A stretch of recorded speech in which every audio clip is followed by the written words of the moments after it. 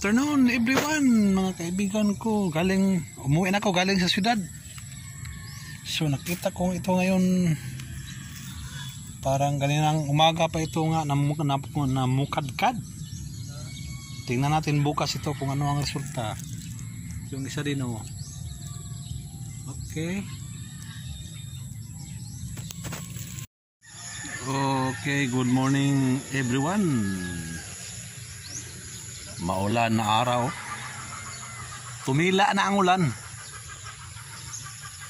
It's 7:20 in the morning, mga kaibigan. So kahapon yung sunflower medyo bumubuka na ng kunti. So tingnan natin ngayon.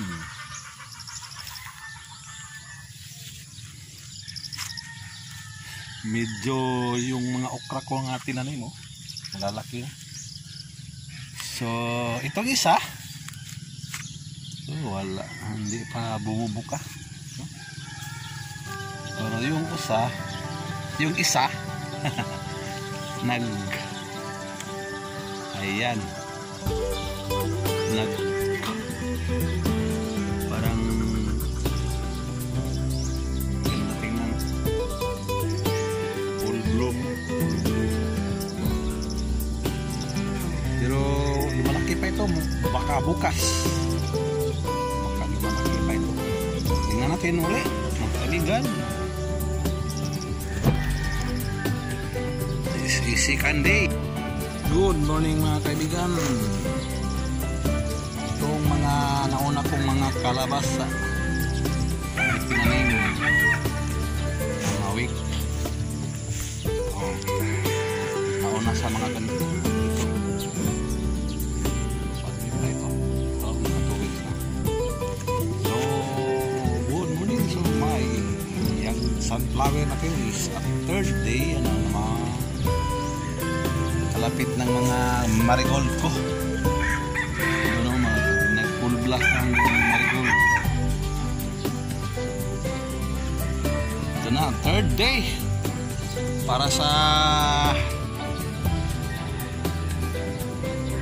sunflower. Nakatingala siya dahil walang araw, alumpong lang.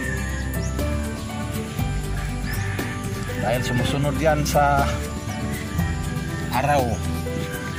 Itong isa wala pa, hindi pa namumukad-kad.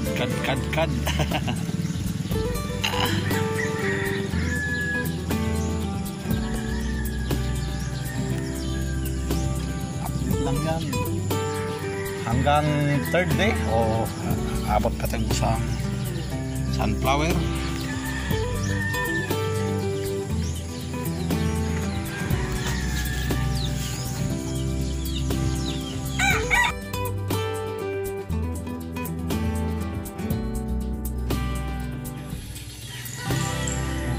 Afternoon everyone. Alum-om na naman ang araw. It's 3:34 in the afternoon.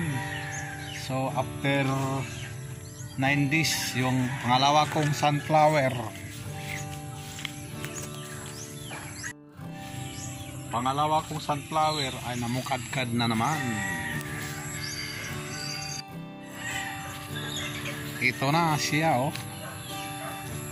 Ito na. Nag-pull na siya ngayong hapon. Naka-pull na ang sunflower ko. Yung isa, ito isa. Parang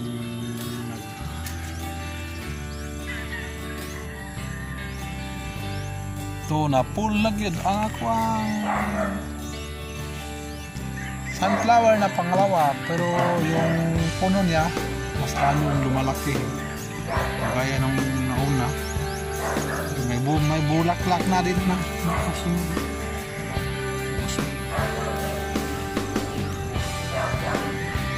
So salamat sa pagtanaw mga kaibigan. Mga marigold ko, dami. Thank you for watching. Like and subscribe.